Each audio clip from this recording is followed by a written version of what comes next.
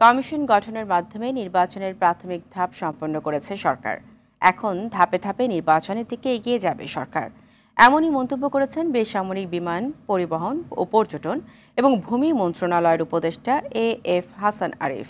বিকেলে রাজধানীর শেরেবাংলা নগরের বিআইসিসিতে এশিয়ান আন্তর্জাতিক বাণিজ্য মেলা পরিদর্শন শেষে সাংবাদিকদের সঙ্গে আলাপকালে এ কথা বলেন তিনি।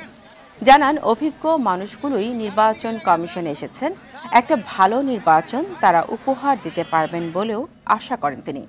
এছাড়া তিনি আরও জানান, বিদেশি পর্যটকরা এদেশের সম্পূর্ণ নিরাপদ এবং পর্যটনকে আকর্ষণীয় করতে কাজ করছে সরকার। ইলেকশন কমিশন হয়ে গেছে, এখন ইলেকশনের ধাপে ধাপে আগাতে থাকবে। যদি ইলেকশনটাই একমাত্র মুখ্য এই ইন্টারিম গভর্নমেন্টের উদ্দেশ্য নয়। আমার কাছে তো কোনো খারাপ কিছু দেখছি না।